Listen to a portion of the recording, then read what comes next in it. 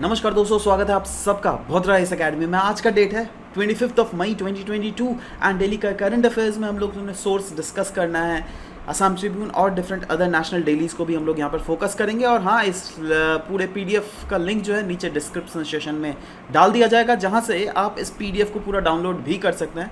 Regarding admissions in Bhadrais, any time you can contact on to these numbers या फिर you can also log on to our website www.bhadraisacademy.in। चलिए दोस्तों, सबसे पहला यहाँ पे असम ट्रिब्यून के फ्रंट पेज में ही दिया हुआ, अगर आप देख लीजिएगा, क्यू चैम्प, दैट इज इसका फुल फॉर्म है quad champ for climate change adaptation and mitigation package. ठीक है, अच्छा, ये अब पैकेज किसके द्वारा लॉन्च किया गया? नाम से ही पता चल रहा है क्वाड के द्वारा ही। जी हाँ, एब्सोल्युटली, क्वाड लीडर्स ने लॉन्च किया है यह क्यू चैम्प, जिसका फुल फॉर्म है quad climatic change adaptation and mitigation package, जिसका मेन थीम यही है दैट एक पर्टिकुलर अमाउंट इसमें ज़रूर रहेगा, जिसके थ्रू आप क्लाइमेट चेंज से लड़ने के लिए ना वेरियस मिटिगेशन एक्टिविटीज़ और वेरियस एडेप्टेशन एक्टिविटीज़ को फंड कर सकते हो। Exam utility point of view से GS3 international treaties and agreement से आप इसको रिलेट कर सकते हैं। नाउ इसकी अगर बात करें undoubtedly guys, individually, that is, अगर सोचो इंडिया अपने आप में, जापान अपने आप में, US अपने आप में, ऑस्ट्रेलिया अपने आप में, इंडिविजुअली तो हम लोग कोशिश करेंगे ही दैट क्लाइमेट चेंज से कैसे हम लोग मिटिगेट और साथ ही साथ अडेप्ट कर सके। बट साथ ही साथ अगर कुछ ऐसा प्रोजेक्ट हो जहां पर बड़े बड़े देशों के भागीदारी की ज़रूरत हो, है ना, चारों इंपॉर्टेंट देश की ज़रूरत हो, तब हम लोग कलेक्टिवली भी एक साथ आएंगे और उस फील्ड पे कोऑपरेट कर सकते हैं, जिससे ओवरऑल मेक श्योर ये किया जाएगा दैट इंडो पैसिफिक रीजन में जो वेरियस चैलेंजेस हमें देखने को मिल रहे हैं ड्यू टू क्लाइमेट चेंज या फिर अदर सिक्योरिटी रिलेटेड चैलेंजेस, उसको हम लोग कैसे टैकल कर सके। बट क्योंकि ये अगेन क्लाइमेट चेंज पैकेज है, तो यहाँ पे क्लाइमेट चेंज रिलेटेड एस्पेक्ट्स को ही यहाँ पर फोकस किया जाएगा। ठीक है, they also want to accelerate their efforts to raise global ambition. किस किस सेक्टर में?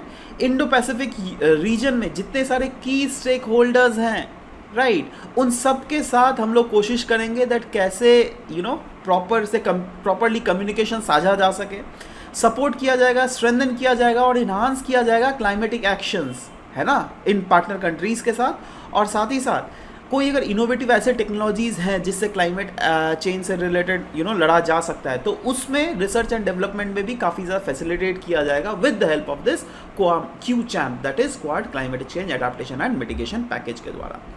नेक्स्ट न्यूज़ दोस्तों वही चीज़ है, कल जो हम लोगों ने न्यूज़ डिस्कस किया था ना, IPEF, that is Indo Pacific economic framework for prosperity, उसी के बारे में आर्टिकल्स दिए हुए हैं। ऐसा देखो, मैं जैसे बोल रहा हूँ ना दैट पास्ट अगर 1 वीक 2 वीक से देखोगे, खाली फ्लड फ्लड फ्लड, सब जगह फ्लड है ना। रिसेंटली आज का न्यूज़ में यह था दैट चीफ मिनिस्टर साहब जो है दिमा हसाओ डिस्ट्रिक्ट का निरीक्षण कर रहे हैं। ठीक है, तो ये सब चीज़ें चलती रहती हैं, है ना। तो एनीवेज, बट आज के इस वाले आर्टिकल में यही दिया हुआ था, Indo Pacific economic framework for prosperity बना क्यों? क्योंकि अल्टीमेटली हम लोग देख रहे हैं चाइना जो है वो मैरीटाइम एज वेल एज आपका जाके लैंड रूट, ठीक है, दोनों रूट में अपना दबदबा बना रहा है। लैंड रूट में तो आपको पता ही है दैट उनका जो विजन है, राइट, दैट एशिया को यूरोप के साथ जोड़ने का, एशिया को अफ्रीका के साथ जोड़ने का, जिससे फ़ायदा बेसिकली प्रीडोमिनेटली चाइना को हो सके, वो तो कर ही रही है। बट साथ ही साथ आप देख लो स्ट्रिंग्स ऑफ पर्ल्स इनिशिएटिव, ठीक है, one belt one road initiative, तो ये जो इनिशिएटिव है उसको काउंटर करने के लिए basically Indo Pacific economic framework for prosperity लाया गया है। कल तो हम लोगों ने इसके बारे में इससे भी अच्छे से डिस्कस किया था। एनीवेज, अगर नहीं देखा है तो प्लीज़ कल के वीडियो में जाकर वो ज़रूर से देख लीजिए, कोई भी क्लासेस मिस आउट बिल्कुल मत कीजिएगा, आप ही का फ़ायदा होगा। नेक्स्ट दोस्तों, इंडियन एक्सप्रेस से ये न्यूज़ लिया गया है रिगार्डिंग फ्रंट रनिंग। नाउ ये अपने आप में कीवर्ड है, पता है, अगर क्वेश्चन आ भी जाए ना, कुछ ऐसे कीवर्ड्स होते हैं ना दोस्तों, जिसको हम लोग आराम से, आप कुछ भी लिख सकते हो, उसको आंसर कर सकते हो। फॉर एग्जांपल यही ले लो, क्यू चैम्प का अगर फुल फॉर्म दे दिया जाए और बोले quad climate change adaptation and mitigation package, बताओ ये किन किन कंट्रीज़ के द्वारा लॉन्च किया गया था, इसका मेन मोटिव क्या है, तो आप आराम से बता दोगे यार क्लाइमेट चेंज एडेप्टेशन मिटिगेशन लग रहा है, तो ऑफकोर्स यार climate change adaptation and mitigation fund he type का कुछ होगा, राइट। बट यहाँ पर अगर मैं फ्रंट रनिंग पूछ लूँ आपसे, क्या कोई भी आपको पता पड़ रहा है दैट ये हो क्या सकता है? चलो इसको थोड़ा इकोनॉमी में टर्म है बेसिकली ये, तो थोड़ा अच्छे से समझते हैं। ठीक है, फ्रंट रनिंग होता क्या है ना। आपने म्यूचुअल फंड्स के बारे में तो सुना होगा ना दोस्तों। म्यूचुअल फंड्स होते क्या पता है, जैसे लोग शेयर मार्केट में पैसे लगाते हैं, ठीक है, तो शेयर मार्केट बहुत फ्लक्चुएटिंग होता है ना, कभी उड़ भी सकता है, कभी धड़ाम से गिर भी सकता है। बट म्यूचुअल फंड की अगर बात करें ना, म्यूचुअल फंड क्या होता है ना, दैट आपका जो पैसा है ना 10-15 शेयर्स में लग जाते हैं, तो अगर बाई चांस एक शेयर गिर भी गया तो दूसरा से शेयर संभालने के लिए रहता है और आपका फंड को बढ़ाने के लिए ओवरऑल रहता है। समझ गए हो बात?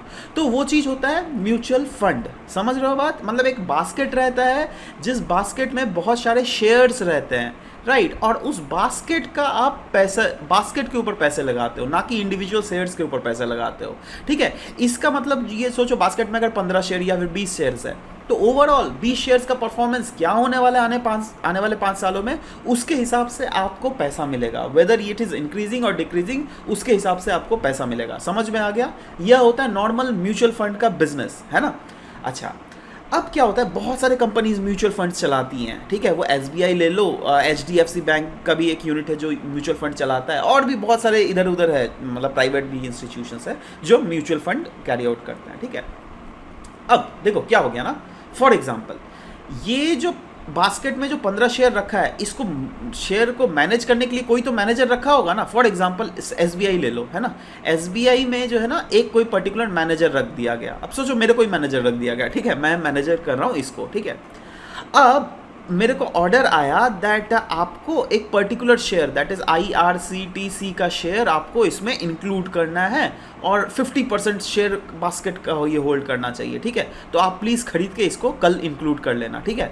अब मैंने क्या किया, मैंने अपने भाई को बता दिया, मैंने अपनी बहन को बता दिया दैट अरे जल्दी से IRCTC का शेयर खरीद लो, क्योंकि कल हम लोग जो है ये शेयर खरीद के अल्टीमेटली इस बास्केट में डालने वाले हैं, और बहुत सारा क्योंकि शेयर खरीदेंगे तो IRCTC का जो प्राइस है ना, से फॉर एग्जाम्पल अगर 750 रुपये है, तो कल ये शायद 850 रुपये हो जाएगा। तो आप यहाँ पर 20 लाख रुपया लगा दो, ठीक है। तो मेरे रिलेटिव्स जो है 4-5 जिनको मैंने बोला, सब लोगों ने 20 लाख रुपया लगा दिया, ठीक है। अब कल जैसे मैंने शेयर खरीदा ना, इतना ज़्यादा वॉल्यूम में शेयर खरीदा दैट ये जो 750 था ये अचानक से कल 2-3 दिन में 950 पहुंच गया। मतलब एक शेयर में 200 रुपये का फ़ायदा हो गया। मतलब जो 20 लाख रुपया लगाया था ना, उसका 30 लाख रुपया हो गया, मैं मान के चलो, या फिर सोच लो 28 लाख रुपीज़ ही हो गया।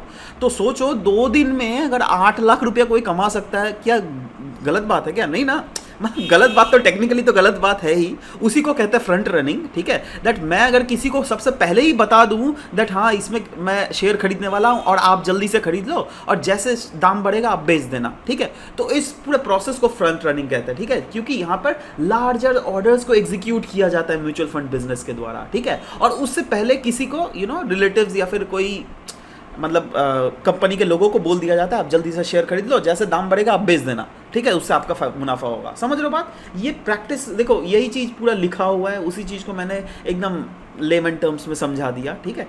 तो उसमें क्या होता है, देखो फॉर एग्जांपल अभी शेयर का प्राइस यहाँ पर है, ठीक है, तो जैसे मैंने शेयर खरीदा ना, उसके बाद शेयर का प्राइस भाग के बहुत ऊपर भाग गया, ठीक है, और यहाँ पर आप जाके बेच दो, ठीक है, जैसे बेचोगे दाम धड़ाम से गिर जाएगा, फिर दाम देख लो। समझ रहे हो बात क्या है? तो यही चीज़ है फ्रंट रनिंग, ठीक है। Next, investment incentive agreement, IIA, ये क्या है? GS3 perspective bilateral regional and global grouping and agreements involving India's and India's interest से आप इसको जोड़ सकते हैं। हिंदुस्तान टाइम्स में ये न्यूज़ था, इसलिए इसको पिकअप किया गया है ना। इन्वेस्टमेंट इंसेंटिव एग्रीमेंट, ये एक एग्रीमेंट है जो क्या इंडिया और यूनाइटेड स्टेट्स ऑफ इंडिया के बीच में साइन किया गया है, ठीक है। और ध्यान दीजिएगा, अभी तक जितना इससे पहले एग्रीमेंट्स थे, उस सब एग्रीमेंट्स को ये वाला एग्रीमेंट जो है इन्वेस्टमेंट इंसेंटिव एग्रीमेंट, यह सुपरसीड कर देता है। मतलब अगर सोचो 1997 को एक एग्रीमेंट बनाया था जिसमें यूएस ने बोला था हम आपके कंपनीज में इन्वेस्ट करेंगे या फिर हम इस टाइप के आपके देश में इन्वेस्ट करेंगे, ठीक है, तो वो जितने से भी सारे एग्रीमेंट्स हैं सबको सुपरसीड करके एक नया एग्रीमेंट लाया गया, इन्वेस्टमेंट इंसेंटिव एग्रीमेंट।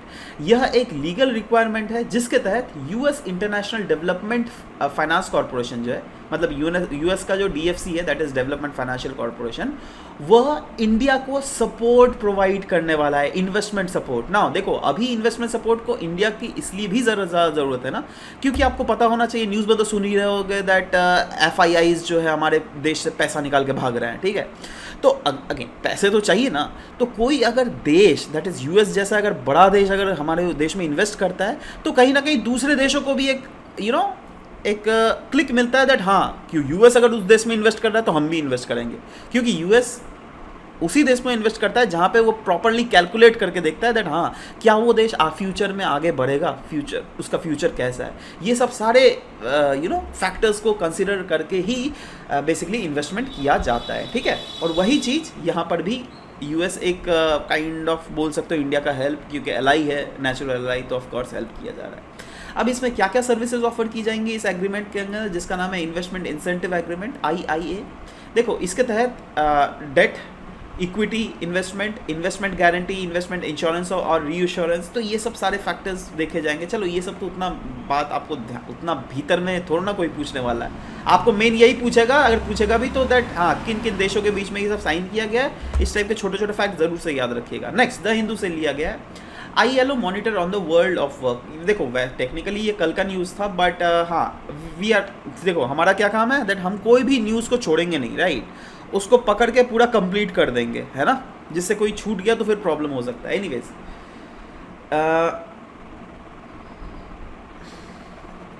हाईलाइट इस रिपोर्ट जो निकला है ILO के द्वारा, जो निकाला गया इंटरनेशनल लेबर ऑर्गेनाइजेशन के द्वारा, वर्ल्ड ऑफ वर्क, इस रिपोर्ट का अगर हाईलाइट देखिएगा तो वहाँ पे क्लियरली लिखा हुआ है दैट लास्ट क्वार्टर 2021 से लेकर अगर फर्स्ट क्वार्टर 2022 तक का देख लीजिए, इसके टाइम पीरियड के बीच में जो जॉब लॉस हुआ है ना वो अराउंड 2 करोड़ दुनिया भर में जॉब लॉस हुआ है।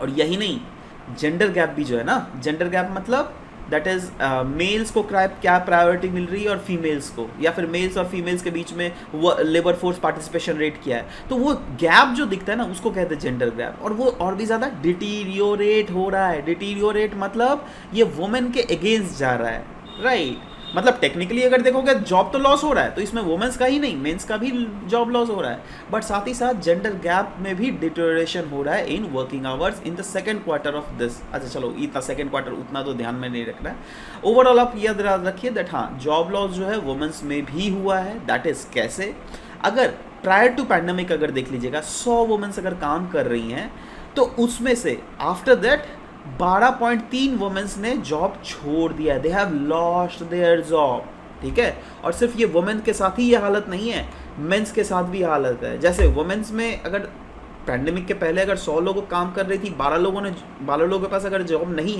है ना, वैसे ही अगर मेंस के केस में देख लीजिए, अगर 100 मेन अगर प्री पैंडेमिक लेवल में काम कर रहे थे ना, उसमें 7.5 मेन ने जो है जॉब को लॉस कर दिया है।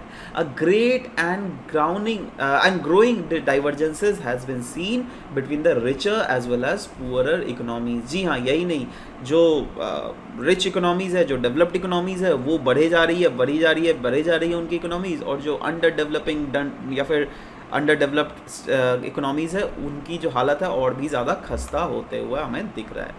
रीजंस क्या है ओवरऑल, अगर रीज़न देखा गया यहाँ पर दैट द पैंडमिक, जी हाँ पैंडमिक ने कहीं ना कहीं इस सिचुएशन को बहुत ज़्यादा एग्जावरेट कर दिया गया है। And already a substantial gender imbalance in employment participation is absolutely observed. Different other reasons अगर देख लीजिएगा तो अभी रिसेंटली जो चाइना ने लॉकडाउन लगा रहा है, कॉन्फ्लिक्ट जो चल रहा है यूक्रेन और रशिया के बीच में, ग्लोबली आप देख रहे हैं कमोडिटी प्राइस जिसमें food as well as fuel price ये बढ़े जा रहे हैं, ठीक है। तो ये सब कहीं ना कहीं फैक्टर्स है जिसके तहत चीज़ें हमें ऐसा होता हुआ दिख रहा है। चैलेंजेस क्या है इंडिया के लिए आने वाले समय में, देखो इंडिया के लिए चैलेंजेस अगर देख लोगे तो अनडाउटेडली 2019 में देख लोगे कोड ऑफ वेजेस बिल को पास तो कर दिया गया था, बट अभी तक इसको इम्प्लीमेंट नहीं किया जा रहा है। अब इससे नुकसान किन को हो रहा है, नॉर्मल जनता को, क्योंकि देखो कोड ऑफ वेज अगर बिल डाल दिया जाए ना तो कहीं ना कहीं आपका जाके industries will be compelled to give certain amount to the workers, right. यही नहीं, वेज कमिटी को 1948 में उन्होंने गवर्नमेंट से पूछा था टू इम्प्लीमेंट मिनिमम वेज, जो कि अभी तक सरकार ने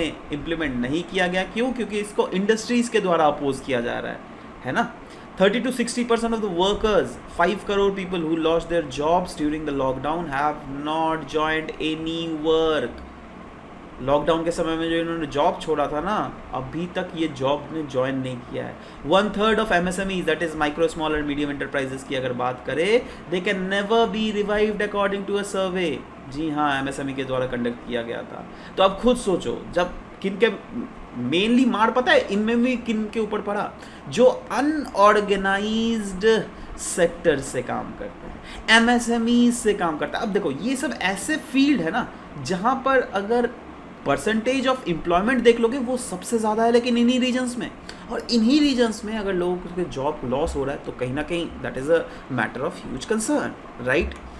नेक्स्ट, उइगुर मुस्लिम के बारे में न्यूज़ था। क्यों? क्योंकि United Nations human commission for human right, Michelle Bachelet, वो जिंगजियांग रीजन में, ये चाइना का जिंगजियांग रीजन, जहाँ पर उइगुर माइनॉरिटी मुस्लिम्स जो है यहाँ पर रहती है। Exam utility point of view से effect on policies and politics of developed and developing worlds on Indian interest, इस टॉपिक से आप इसको रिलेट कर सकते हैं। मेन इशू ये है दैट बहुत सारे कंट्रीज़ जो है चाइना को कहीं ना कहीं प्रेशराइज कर रहे हैं। देखो आप जो मुस्लिम उइगुर कम्युनिटी जो है, जो कि जिंगजियांग रीजन में रहती है, आप मेक श्योर कीजिए दैट उनको उनका प्रॉपर राइट मिले, है ना। उनको जो आप प्रताड़ना कर रहे हो वो चीज़ें मत करो, क्योंकि हमारे को बहुत ज़्यादा मीडिया न्यूज़लेट से, बेसिकली वेस्टर्न मीडिया न्यूज़लेट से ये न्यूज़ सुनने को मिलता है दैट हाँ, यहाँ पे जो मुस्लिम्स है उन पे काफ़ी ज़्यादा टॉर्चर किया जाता है चाइना के द्वारा, राइट। उनके अपना रिलीजियस प्रैक्टिसेस को प्रॉपरली कवर नहीं करने दिया जाता है। और ये सब कहाँ से पता है इन्फॉर्मेशन मिलता है?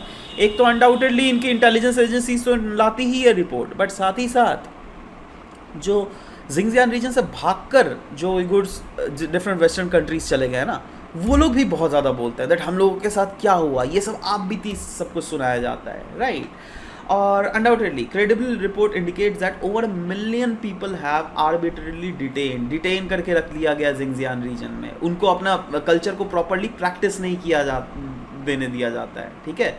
ओवरऑल फंडामेंटल जो फ्रीडम्स मिलना चाहिए उइगुर मुस्लिम्स को, वो प्रॉपरली नहीं मिल रहा है। इससे उनकी जो कल्चरल प्रैक्टिसेस है वो काफ़ी ज़्यादा खतरे में आ गई है। उइगुर्स अगर देखोगे तो predominantly they are Muslim minority ethnic groups जिनका origin can be trace to central as well as eastern Asia. Uyghurs ये अपना खुद का लैंग्वेज ही बोलते हैं, जो क्या बहुत सिमिलर है टर्किश के। जी हाँ, इसीलिए आप देखते होंगे दैट बहुत समय जो अभी recently organisation of Islamic corporation का जो मीटिंग पाकिस्तान में हुआ था, वहाँ पे टर्की के जो एम्बेसडर थे उन्होंने क्लियरली चाइना के सामने बोल दिया था दैट चाइना जो ये कर रही है उइगुर मुस्लिम के साथ वो बहुत गलत है। चाइना को काफ़ी ज़्यादा एम्बेरसमेंट भी सहना पड़ा था इसके कारण। Anyways, China recognizes the community only as a regional minority and they reject that they are an indigenous group. जी हाँ, चाइना ये मान रही है दैट नहीं, देखो ये लोग यहाँ के इंडिजिनस ग्रुप बिल्कुल नहीं है, रादर ये एक रिलीजियस माइनॉरिटीज़ है जो कि जिंगजियांग रीजन में रहती है। करंटली द लार्जेस्ट पॉपुलेशन अगर देख लीजिएगा उइगुर एथनिक कम्युनिटी का, वो जिंगजियांग रीजन में ही है। डिफरेंट अदर रीजन्स में भी है बट बहुत कम है, ठीक है। And the significant population of Uyghur also live in neighbourhood of central Asian countries, जैसे उज्बेकिस्तान ले लो, किर्गिस्तान ले लो, कजाकिस्तान, ठीक है। In fact, Uyghur Muslims for decades under the false accusation of Chinese government of terrorism and separatism. जी हाँ, ये लोग कुछ करते नहीं, आप कभी भी सुनेंगे नहीं, राइट। बट चाइनाज गवर्नमेंट आपको तो पता ही है, क्योंकि चाइना का मेन यही है ना दैट हमारे जो देश में है सारे अथीस्ट हो जाए, कोई भी भगवान को कुछ ना माने, कोई अल्लाह कुछ नहीं होगा, ठीक है। सब कोई सिर्फ ऐसे ही रहो, ठीक है। तो ऐसे तो नहीं रहा जा सकता ना। कम्युनिटी ऑफ कोर्स अगर कम्युनिटी है, they can not simply abandon their religion, right? Anyways, next दोस्तों इंडियन एक्सप्रेस में ये न्यूज़ था regarding ASHA workers. Actually ASHA workers को ऑनर किया गया है बाई वर्ल्ड हेल्थ ऑर्गेनाइजेशन।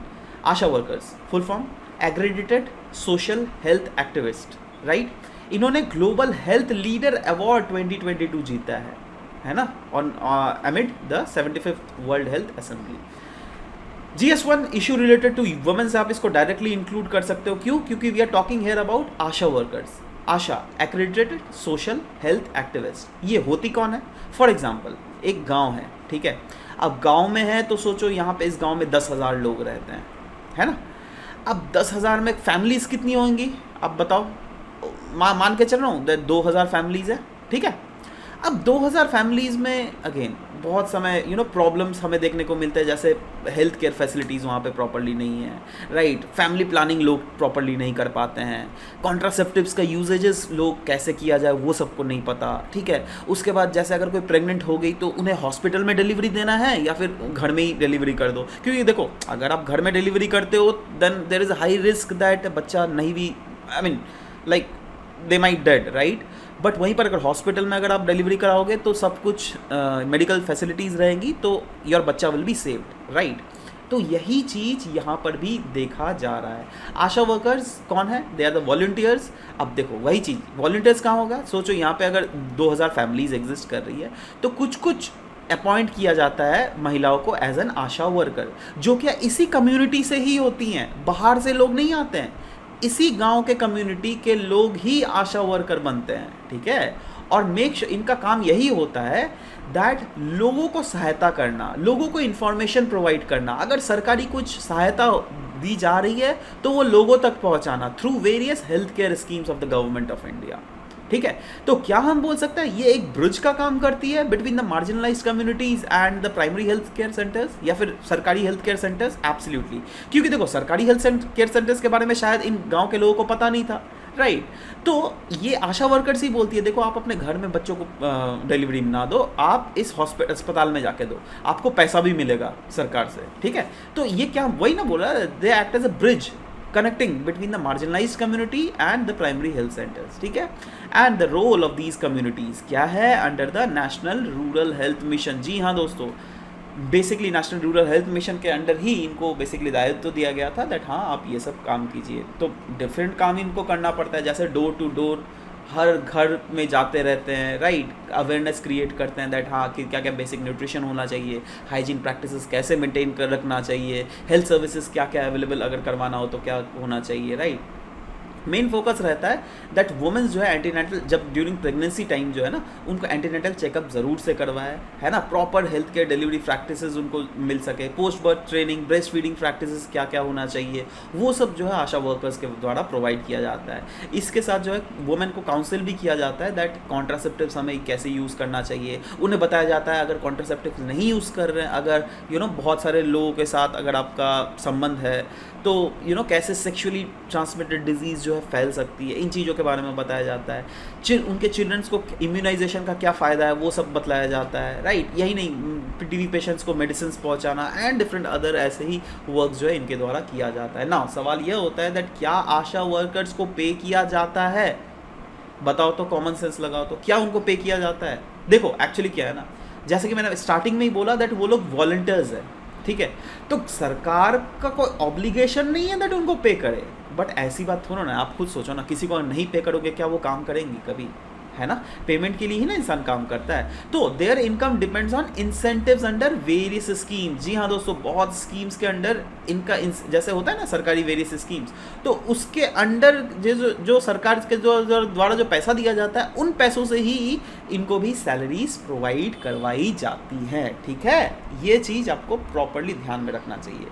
अच्छा, एक चीज़ और भी बताओ तो जैसे आपको बताइए दैट किस रीजन में आशा वर्कर्स ज़्यादा होंगी? ऑफ कोर्स उन टाइप के स्टेट्स में आशा वर्कर्स ज़्यादा होगी जहाँ पर पॉपुलेशन ज़्यादा होगा। कॉमन सेंस लग सकता है ना, क्योंकि ऑफ कोर्स एक आशा वर्कर भी तो, जैसे मैंने तो एग्जांपल लिया ना, वो 2000 फैमिलीज़ को संभाल रही है, तो क्या is it possible for an ASHA worker to comply with this 2000 families? अगर ठीक है, अगर मान लो ठीक है, चलो ठीक है, 2000 फैमिलीज़ को संभालने का हक भी दिया जा रहा है, तो कॉमन सेंस हम लोग ये भी लगा सकते हैं जब जो स्टेट साइज में बड़ा होगा उसमें शायद amount, the number of Asha workers जो होंगी वह ज़्यादा होंगी, ठीक है। ये हो गया ना। चलो एनीवेज, ये कॉमन सेंस बता दिया। अब एमसीक्यूज़ में आता है। कल कुछ एमसीक्यूज़ आपसे दोस्तों पूछा गया था, जिसमें सबसे पहला एमसीक्यू था regarding agri commodities export from India, है ना। ये ऑप्शंस दिए हुए थे, आपने बताने थे that top 3 agriculture export commodities कौन कौन थे। उसमें मरीन प्रोडक्ट था, उसमें राइस था और शुगर था, राइट। तो 135 would be the correct answer, इसीलिए C was the correct answer. Next is Brahmo Samaj के रिलेटेड क्वेश्चन पूछा गया था। Oppose idolatry, absolutely. It denied the need for priestly class for interpreting in religious text, absolutely. It popularized the doctrine that the Vedas are infallible. देखो भाई, ये जो किया गया था ना, ये दयानंद सरस्वती जी के द्वारा किया गया था आर्य समाज में, ठीक है। तो इस केस में लेकिन ये रॉन्ग है, लेकिन ठीक है, तो इसलिए 3 इसमें ये रॉन्ग नहीं होगा, rather be option will be correct, है ना। नेक्स्ट, GRBs के रिलेटेड भी यहाँ पर न्यूज़ था। GRBs stands for gamma ray burst. याद करो कल जो एस्ट्रोसैट वाला हम लोग न्यूज़ डिस्कस कर रहे थे। तो gamma ray burst are immensely energetic explosion that have been observed in distant galaxies. Yes, they are the brightest and the most energetic electromagnetic event ever known in the universe. जी हाँ, देखो वैसे ये extreme statement आपको लग रहा है ना, but this is extreme statement is absolutely true, क्योंकि कल हम लोगों ने क्लास में ये सब चीज़ें डिस्कस किए थे, राइट। अभी तक का सबसे ब्राइटेस्ट फिनोमिना जो क्या यूनिवर्स में हम लोगों ने देखा है वो है गामा रे बर्स्ट्स, राइट। तो इसलिए ये बिल्कुल सही है, इसलिए C will be the correct answer है, ठीक है। तो सीक्वेंस अगर देख लोगे CBC, बट यहाँ पर अगर देखोगे CCC, A3 तो सही है, यहाँ पर भी C, ये दोनों सही है यहाँ पे। अच्छा, B और मतलब दूसरा नंबर क्वेश्चन और तीसरा नंबर क्वेश्चन में ज़्यादातर लोगों ने गलत किया है। दूसरा नंबर में तो ज़्यादातर D दे दिया है 4 लोगों ने, ठीक है। देखो अब यहाँ पे आपने, अच्छा आप लोगों ने ये भी कंसीडर कर लिया ना, आप लोगों ने ये पढ़ा ही नहीं है, ठीक है। ये यार आउट ऑफ द थोड़ा टेक्स्ट मैंने कुछ कॉन्टेक्स्ट पूछ लिया तो इसका मतलब नहीं पाओगे। देखो यू शुड लर्न ना, क्योंकि मैं ये मान के चल रहा हूँ दैट आप लोग हिस्ट्री तो पढ़ते होंगे, तो आर्य समाज के बारे में तो आप लोगों ने पढ़ा ही होगा, स्वामी दयानंद सरस्वती, है ना। उन्होंने बोला था दैट हाँ वेदास आर इनफैलिबल, ठीक है। So technically this will be the wrong answer, ठीक है। तो एनीवेज चलो रिवीजन दो, 1-2 बार आराम से समझ जाएगा। और रिगार्डिंग लास्ट वाला B क्यों लिखा है, BC, अच्छा B, दो जनों ने B लिखा है। अच्छा, पहला वाला आपने गलत लिख दिया ना। हाँ, डिस्टेंस गैलेक्सीज में भी तो टेक्निकली ऑफ कोर्स यार that is the kind of energetic explosion which is taking place outside the right, तो उसमें डिस्टेंस गैलेक्सीज भी पॉसिबिलिटीज है, ठीक है।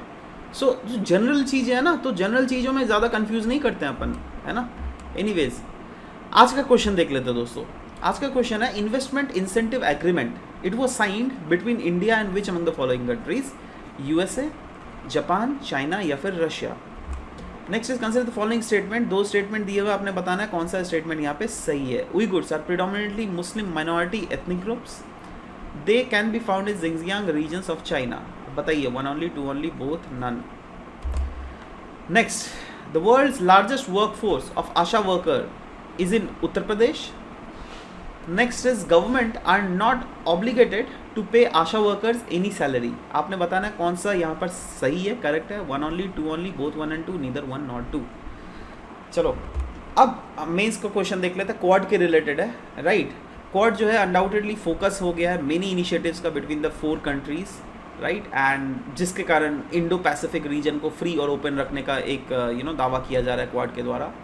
तो जो आउटसाइड दिस ऑर्गेनाइजेशन जो कॉन्फ्लिक्ट चल रही है outside the Indo Pacific reason, आप बोल सकते हो, ठीक है, क्या वो थ्रेटन कर रही है सोलिडारिटी ऑफ क्वाड? क्योंकि देखो क्वाड में जो है ना ऑस्ट्रेलिया, जापान, USA, इंडिया है, ठीक है। और आप देख रहे हो दैट अभी जो रशिया यूक्रेन के वॉर में इंडिया ने एब्सोल्युटली रशिया का साथ दिया है, ठीक है। तो ये तो आउटसाइड इवेंट ही ना हो गया जी, outside event of Indo Pacific region. तो क्या उसके कारण इस क्वाड के सोलिडारिटी में कोई भी क्षति पहुंच रहा है? ये सब चीज़ बेसिकली इस क्वेश्चन में एनालाइज किया गया। तो again just do make your answer, just try to analyse the question, आप जहाँ तक जाते हो उसके बाद तो of course we will be discussing that, है ना। Anyways you can see the answer as well that how this has been made. You need to present